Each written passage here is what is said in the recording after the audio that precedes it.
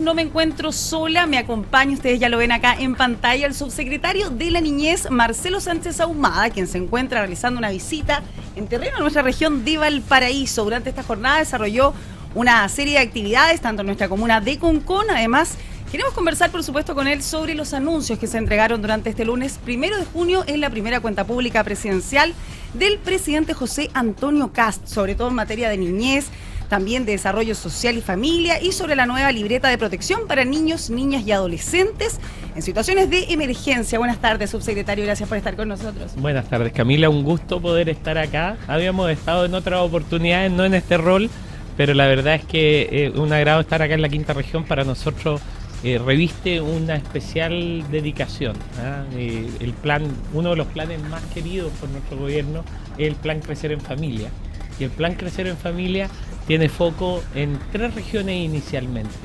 la región de la Araucanía, la región de Santiago, pero específicamente en Casa Nacional del Niño, y en la región de Valparaíso, en toda la región de Valparaíso. Es su primera visita a la región de Valparaíso, ¿verdad? No, la verdad es que ya hemos venido un par de veces, precisamente para echar a andar el plan Crecer en Familia. Nosotros acá hicimos un lanzamiento yo creo que habrá sido un poco más de un mes. Lo hicimos junto con familias de acogida, hicimos un llamado a las familias de acogida, después visitamos al ministro encargado de Asuntos de la Familia, también de la Corte de Apelaciones, porque es muy importante dentro del sistema, pero también hemos tenido en la quinta región un trabajo intenso en lo que es el poder activar el circuito y el cuarto marco para la acción en materia de explotación sexual. ¿Y por qué nuestra región de Valparaíso la que se escoge dentro de estas 3 regiones en nuestro país para llevar a cabo este plan? Por varios elementos. O sea, hoy día Valparaíso recoge básicamente toda la complejidad de elementos que están presentes dentro del servicio de protección. Hay situaciones lamentables, por ejemplo, de explotación sexual, hay situaciones muy complejas en el sistema residencial, hay necesidad de oferta en materia ambulatoria. Hay también familias de acogida que están dispuestas a acoger a los niños. Entonces, creo de que es muy importante recoger toda esa realidad y las buenas prácticas. Por ejemplo, tú sabes que acá se ha hecho un trabajo muy intenso en torno a la prevención de la explotación sexual infantil con el trabajo, por ejemplo, que ha hecho la jueza Paz Cataldo al interior, y donde ha trabajado con la Directemar, ha trabajado con distintos circuitos preventivos y que empieza a dar resultados. Entonces yo creo que eso es muy importante recogerlo como una buena práctica. El trabajo que ha hecho el ministro Corbalán también en materia de niñez ha sido muy importante para lo que nosotros estamos viendo hoy día en términos de reacción oportuna, de derivación temprana frente a los cuidados alternativos. Y esta mirada de poder darnos cuenta de que tenemos que avanzar hacia soluciones de carácter familiar y no de carácter institucional en el desarrollo de la niñez. Fíjate que si algo caracteriza la visión de nuestro gobierno es, así como hubo gobiernos que se preocuparon legítimamente se preocuparon de la legislación, de tener una subsecretaría de la niñez, una defensoría, un servicio de protección, un servicio de reinserción, una ley de garantía. Hubo otros que se preocuparon de la oferta, ¿no? Dejemos de tener los CREAD o las cuestiones monstruosas o grandes que teníamos antes, transformémoslo en residencias más chicas o residencias cada vez más especializadas. Pero nosotros estamos haciendo otra apuesta. Nosotros estamos mirando la protección desde los ambientes protectores de la niñez, en la familia, en la escuela, en la comunidad. Y nuestra apuesta principal es hacerla a través del derecho a vivir en familia, a través de entender que tenemos que fortalecer a la familia, la reunificación familiar, los modelos temporales de acogimiento familiar en comparación, por ejemplo, con lo que significa la institucionalización, que causa graves daños en el desarrollo emotivo, cognitivo, etcétera. Y esto lo hablamos tanto, subsecretario, antes de que usted asumiera, ¿cierto? Antes de que José Antonio Kast fuera presidente de la República, lo conversábamos mucho con usted sobre el tema de las niñeces, el derecho a ir en familia, lo importante que eran las familias de acogida. Lo conversábamos mucho porque siempre decíamos, ¿cierto?, que el comienzo está justamente en la infancia, así que estamos muy bien que esto se esté desarrollando de esta mirada, ¿cierto?, en esta ocasión. Usted particularmente durante esta jornada, este martes 2 de junio, visitó nuestra región de Valparaíso, pero estuvo también en nuestra comuna, sí, que es la comuna de Concón. Cuéntenos, ¿qué lo trajo hasta la comuna de Concón? Me trajo el pagar una deuda. La deuda es que hace algún tiempo me invitaron a inaugurar la oficina local de la niñez. Lamentablemente no pude venir, estábamos en una agenda muy compleja en muchas cosas, pero yo dije, la primera opción que yo tenga de volver a Valparaíso, voy a ir a visitar al equipo de la oficina local. Son un equipo increíble, que a poco andar ya llevan más de 150 niños que están permanentemente visitando la oficina local de la niñez, y no solamente por un tema o de vulneración o de riesgo, sino también de participación, porque algo que es clave en las oficinas locales de la niñez son nuestros órganos rectores en materia de protección administrativa, pero también es donde se ejerce la promoción, es donde se ejerce la prevención, donde los niños participan. Hay consejos consultivos, y en los consejos consultivos han estado desarrollando diálogos, por ejemplo, en torno a lo que significa la protección de los entornos digitales. Hoy día, por ejemplo, la explotación sexual está creciendo a través de los entornos digitales. Entonces, tú puedes sentirte que estás muy tranquilo o que estás muy protegido porque tu niño está en la casa, pero resulta que si el niño a las 2 o 3 de la mañana, nosotros cuando nos levantamos al baño y lo vemos escondidito, metido en el Roblox o metido en el Discord, etcétera, te encuentras... Parece conocer a mi hija. Nos pasa a todos, yo tengo hijos adolescentes también, entonces, y la verdad es que los papás necesitamos apoyo, los papás necesitamos tener herramientas de apoyo a la parentalidad, necesitamos entender estos mundos y estas amenazas también. ¿Para qué? Para proteger a los niños, para saber poner límites, para poder tener controles parentales que nos permitan tener esta eficacia, pero eso no lo pueden hacer solos. Y por eso que el gobierno de Chile está instalando un proceso prelegislativo para llegar con una ley que regule, que norme, que prohíba el acceso de niños a determinados contenidos, el acceso de niños fuera del control parental, el acceso que los pueda generar un daño. Y esto hay que hacerlo participativo y hay que consultarle a los niños. Te sorprendería lo que aprendemos cada vez que nos juntamos en los consejos consultivos. O sea, nosotros nos quedamos en el Facebook, pero de repente los niños aparecen con todas las plataformas y aparecen con las formas en que se conectan y los riesgos que tienen. Entonces hay que poner atención, hay que escucharlo. Eso es parte del trabajo prelegislativo y por eso yo también estoy haciendo un llamado a las oficinas locales de la niñez para que sean un espacio. Acá con el Ceremi de Desarrollo Social de Valparaíso se ha hecho un trabajo profundo para generar estos diálogos y es fundamental porque son un insumo prelegislativo, pero también es un ejercicio vinculante desde la óptica de derechos de los niños, del poder entender que los niños son sujetos de derechos en sí mismos. Ellos tienen una visión. La política de niñez, el sistema de protección integral es el espacio natural para ellos, para participar, para crecer, para sentirse protegidos. Y qué importante lo que usted dice, subsecretario, sobre todo en este mundo tan digitalizado y como usted dice también el grooming, que está tan en boga hoy en día y que se ve tanto, a veces lo desconocemos, y sobre todo el tener el apoyo de los organismos competentes, porque muchas veces uno como padre no sabe, a nadie le enseñaron a ser padre y se dirige quizás a algún organismo en busca de ayuda y más que una ayuda uno se siente más bien juzgado en muchas ocasiones. Totalmente. Eso pasa. Entonces, qué importante es tener el apoyo también cuando uno no sabe qué hacer y cuando uno pide ayuda es lo que espera, ¿cierto? Tener una ayuda más allá de que uno lo juzgue, que es lo que pasa muchas veces. Nosotros lo que estamos impulsando desde las oficinas locales es entender de que la forma de proteger a los niños es proteger sus ambientes, es proteger el colegio, es proteger la comunidad, es proteger la familia. Y para eso vamos a ir implementando una oferta dosada dentro de las oficinas locales de la niñez en materia de parentalidad, en materia de habilidades socioemocionales, en materia de poder aconsejar a los padres y cuidadores cuando están en una dificultad. Por supuesto que siempre en el resguardo de los derechos de los niños, siempre en el ejercicio de sus derechos, pero también entendiendo que muchas familias requieren apoyo, que muchas familias que llegan a las oficinas locales no son vulneradoras de derechos, pero están en una situación de riesgo y necesitan un soporte y un apoyo que no puede esperar a que los derivemos a algún lugar cuando ya se genere un daño. Tenemos que llegar antes. Uno necesita una especie de orientación, por decirlo de alguna forma, cuando no tiene el conocimiento, antes de esperar a que justamente se vulneren estos derechos y que caiga en un tema judicial, por ejemplo. Y lo que tú decías, ¿sí? Las familias no vienen con un manual, los papás no vienen con un manual, vienen con sus experiencias de vida. Y muchas experiencias de vida también son distintas, en algunos momentos fueron experiencias violentas. Tenemos 6 de cada 10 hogares en nuestro país que, entre comillas, aleccionan a los niños de manera violenta. O sea, cuando nos preguntamos qué pasa con la violencia escolar, entre comillas, que no es violencia escolar, sino que es el reflejo de la violencia que está en los entornos familiares, también de la violencia que está en los entornos comunitarios. Por Dios que es violento cuando se suspenden las clases por un narcofuneral. Bueno, también justamente lo quería llevar a ese tema, un tema que vimos mucho quizás en los meses de marzo, abril, en todo el país, el tema de los tiroteos, amenazas, ¿cierto?, de tiroteos en los distintos recintos escolares y la importancia que tiene que los colegios vuelvan a ser un lugar seguro. Totalmente. Que sea como uno se siente si uno tiene que ir a trabajar y tus hijos tienes la necesidad de que vayan al colegio, que vayan al jardín, pero que sea un entorno en que estén igual de seguros que en sus propios hogares, que uno pueda tener esa confianza también como padre.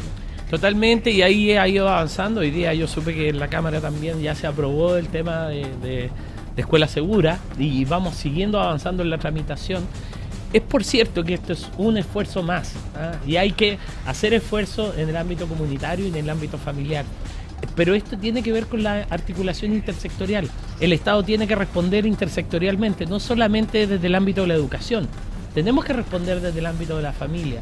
El Ministerio de Desarrollo Social está levantando su programa de familia, está trabajando con las oficinas locales, vamos a desarrollar programas de apoyo a la parentalidad, estamos trabajando con habilidades socioemocionales para sumar a los colegios los recursos de las oficinas locales en los procesos de convivencia escolar. La violencia se detiene en la medida que nosotros trabajamos los 3 niveles.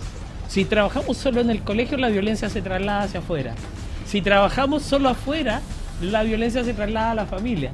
Si trabajamos solo en la familia y sin lograr, la violencia después viene por los pares. Tenemos que trabajar de manera integrada. De una forma integral. Porque justamente eso le quería decir, subsecretario, que muchas veces no se trata de que son niños que son violentos en el colegio o que tienen alguna conducta violenta en el colegio, sino que lo tienen en las distintas áreas donde se desarrollan y el colegio es una de ellas.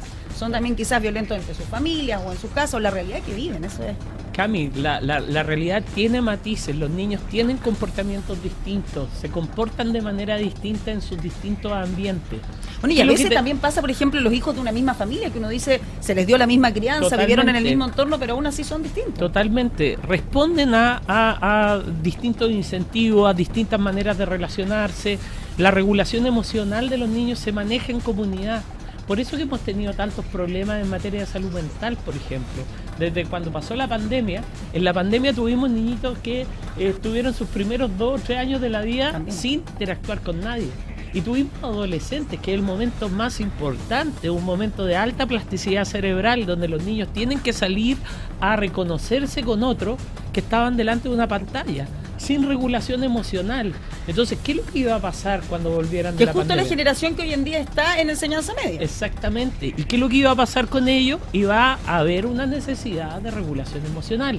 ¿Y qué pasó? Que finalmente nos preocupamos, evidentemente, de otros temas que nos parecían prioritarios y son prioritarios: el aprendizaje, las matemáticas, el aprendizaje del lenguaje.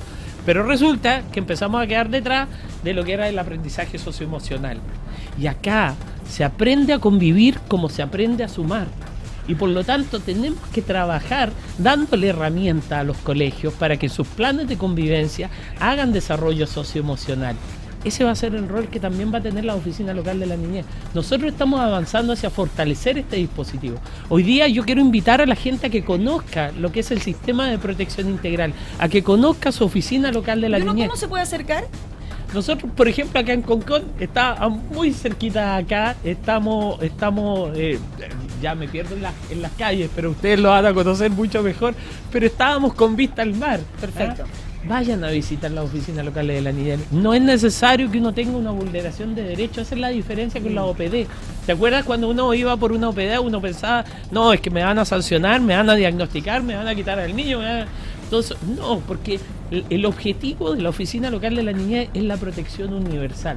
Por supuesto que hay casos que requieren apoyo, que requieren un mayor nivel de involucramiento, y ahí hay dispositivos que se gatillan a partir de la visita a la Oficina Local de la Niñez. Pero la gran mayoría de nosotros, que quiere tener un espacio de participación, de reconocimiento de derechos, de que los niños estén en su espacio natural, pueden ir a la oficina local. Yo los invito porque hoy día es muy poco el conocimiento que hay de las oficinas locales. Sí. Si nosotros aumentamos el conocimiento de las oficinas locales, si los vamos a ver, si vamos a visitarlos, si nos integramos las actividades de participación, si involucramos a los niños, si les damos herramientas de liderazgo para que estén participando con otros niños, créeme que vamos a estar generando espacios protectores seguros para los niños. Vamos a estar reflexionando respecto a estos riesgos que están apareciendo, pero vamos a estar acompañados. Vamos a ser un papá o una mamá que va a ver a otro papá o otra mamá que está en la misma parada, que vamos a recibir apoyo también de profesionales. Importante también no sentirnos solos y que podamos ver a las instituciones y las organizaciones como un aliado, como una herramienta más para poder realizar nuestras labores como padres y que nos ayuden también a poder criar a nuestros hijos, porque esa es la idea, no sentirse juzgado y poder recurrir a este tipo de organismos que para eso están también. Cami, nosotros tenemos que cambiar la visión que hay del Estado. El Estado está al servicio de las familias. Nosotros como gobierno lo que buscamos es estar al servicio de las familias. No estamos para ahogar a la familia, no estamos para generarle problemas a la familia. Nosotros reconocemos el derecho preferente de los padres y cuidadores a la enseñanza de los niños. Tenemos que tener herramientas para que frente a todos estos problemas que hay, frente a todos estos riesgos que emergen, los papás tengan herramientas, tengan posibilidades, tengan acompañamiento, tengan supervisión técnica. Y lo que tú dices, poder encontrarse en un espacio común con otras familias. Lo que pasa, por ejemplo, con las familias de acogida. El otro día yo estuve celebrando el Día Internacional de las Familias de Acogida en Macul, en una comunidad de fe, en una comunidad religiosa, que muchas de ellas son familias de acogida. Y me di cuenta de un elemento que no me había dado cuenta antes. Uno siempre piensa en la familia de acogida, pero detrás de una familia de acogida también pueden haber comunidades. Y esa comunidad de fe en donde me junté, que además me emocionó mucho porque eran muchas familias que se apoyaban entre ellas, habían kinesiólogos, habían médicos, habían enfermeros, habían de todo. Entonces, en esa comunidad, que además tenían un chat inmenso, cada vez que tenía un problema, un niño que estaba en acogimiento, decía, no, mira, yo soy kinesiólogo, yo voy a ver, te voy a ayudar, etcétera. Se daban soporte. Lo que no le dábamos el Estado, se lo estaba dando la comunidad. O sea, por Dios que el valor de la familia, el valor de la comunidad es inconmensurable. Nosotros como Estado tenemos que ser catalizadores, tenemos que acompañar, tenemos que regular, tenemos que poner recursos, pero claramente la riqueza que tiene la comunidad, la riqueza que tienen las familias es lo que realmente protege a la niña. Bueno, conversamos a esta hora con el subsecretario de la Niñez, Marcelo Sánchez, quien visita nuestros estudios en puranoticia.cl. Subsecretario, otra de las materias que yo lo quería llevar es que el viernes recién pasado se presentó la libreta de protección para niños, niñas y adolescentes, ¿es cierto? Acá. En situación de emergencia, que ahí la tiene usted en pantalla. Cuéntenos, ¿en qué consiste esta herramienta? Hay harta historia detrás de este manual, ¿no? Y yo no sé si te acuerdas del incendio en Valparaíso, los grandes incendios en Valparaíso por ahí, por el año 2014, etcétera. Yo estaba en mi anterior pega, estaba recién llegado, y lo que notamos en mi anterior pega fue precisamente de que no habían protocolos frente a la respuesta o frente a la emergencia inmediata.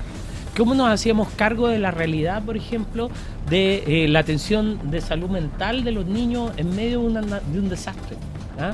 Los niñitos, los niños, especialmente los más chiquititos, no expresan, no verbalizan su angustia. ¿Ah? Tú los ves con determinados comportamientos. Al cabo de un tiempo veíamos nosotros los niños que habían sido afectados por el incendio, que tenían conductas regresivas, se hacían pipí en la cama, lloraban mucho, estaban retraídos, no jugaban, etcétera. Y ahí uno se empezaba a dar cuenta de que debíamos haber hecho algo distinto. Porque a veces uno cree, quizás malentiende, que los niños como que no entienden lo que está pasando, pero al final están absorbiendo todo. Absorben todo y además muchas veces ven en la televisión situaciones que se amplifican si es que no son mediadas por un adulto. Y claro, cuando estamos en medio de una crisis, los papás, las mamás están preocupados de resolver la crisis, de tener la casa, tener el techo, poder. Entonces te olvidas de que hay un niño que está detrás observando y que junto con perder la casa también perdió a sus papás, porque los papás están preocupados de otras realidades. Entonces el Estado tiene que responder de manera distinta y han pasado años y ahí la política pública ha ido incorporando de a poco, fueron incorporando el protocolo de atención en salud mental, después fueron incorporando otro tipo de medidas y finalmente desde el año 2024 y en el marco también de la política de niñez se decidió desarrollar este manual, que es un manual que ha contado con el apoyo de UNICEF, de Senapred y de la Subsecretaría de la Niñez, que obedece a una continuidad de las políticas públicas, porque en esto en infancia hay que tener continuidad.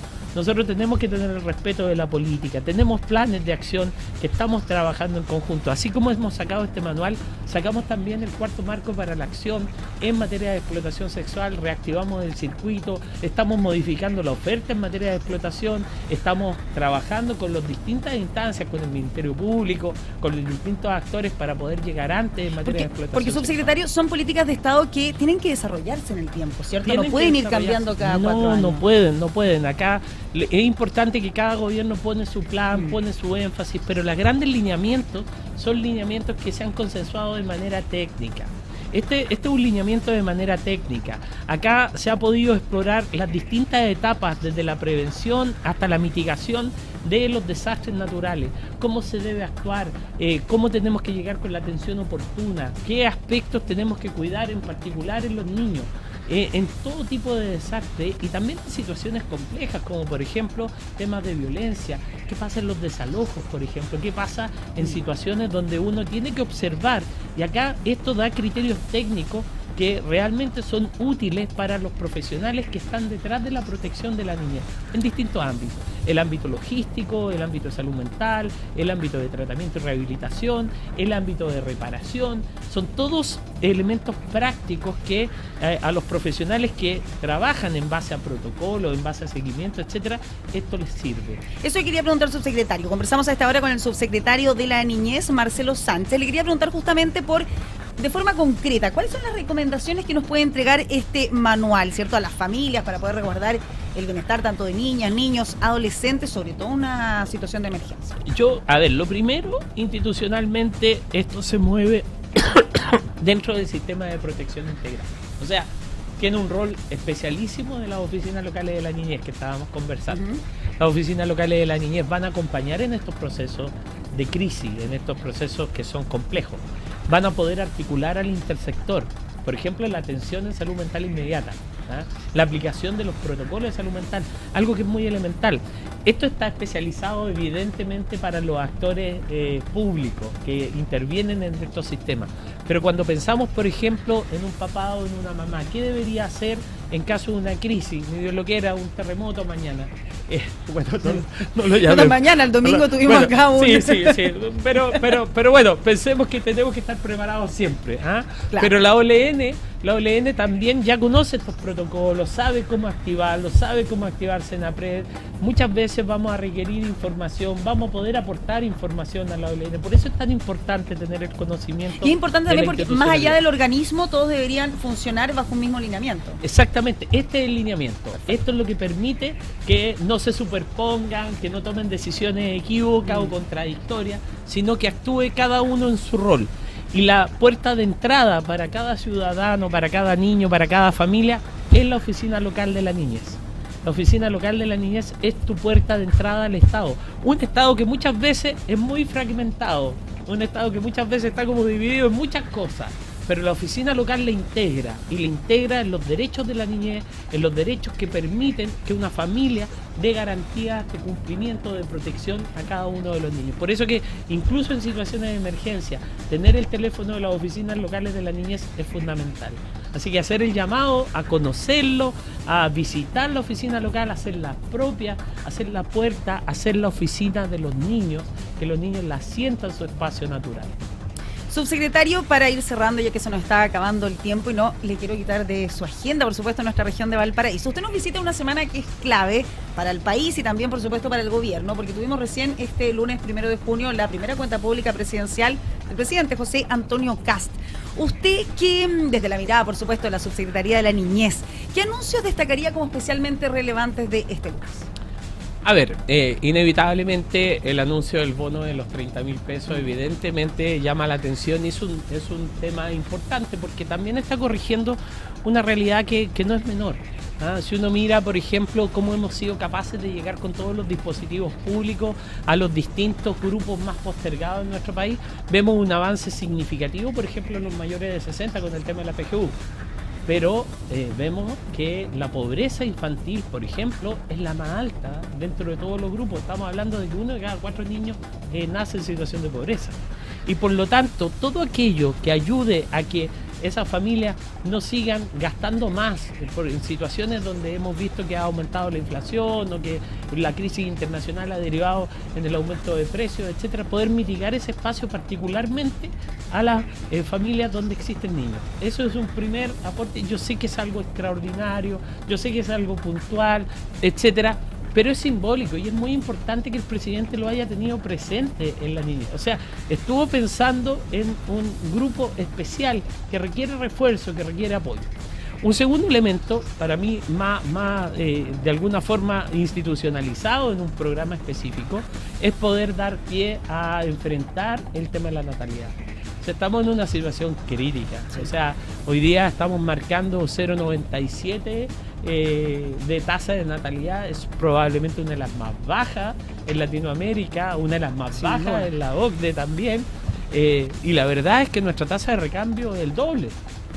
Entonces, si no hacemos esfuerzos por detener esta trayectoria, y al contrario, ojalá la podamos revertir y aumentar la tasa de natalidad, vamos a tener un serio problema de sostenibilidad de nuestro sistema previsional, de nuestro sistema futuro.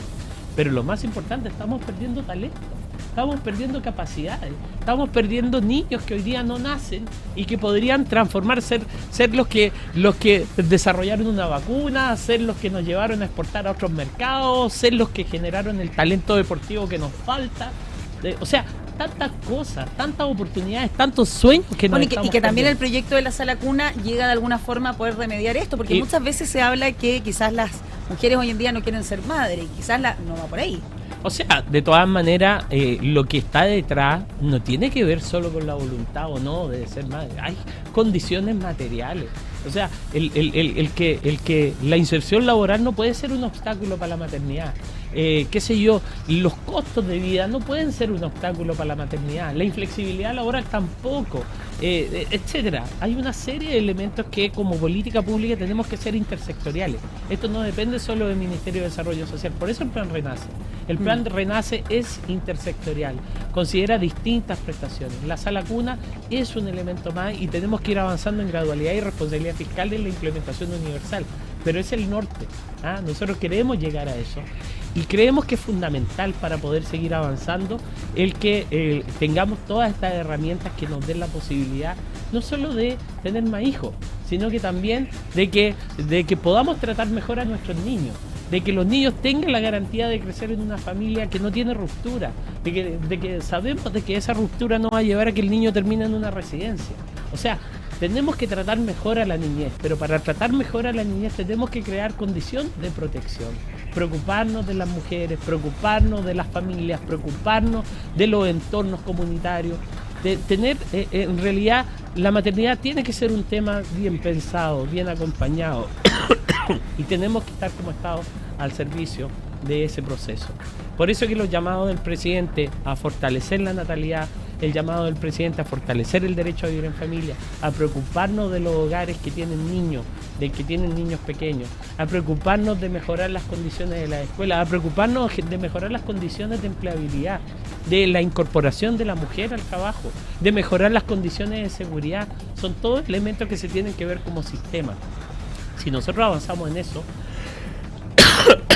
perdón, pero es que estaba anda hoy día para todos lados, mamá. Pero si avanzamos en eso con decisión, vamos a tener la fuerza para poder revertir estas cifras. Pero tenemos que hacer un esfuerzo como Estado en todas las dimensiones que significa.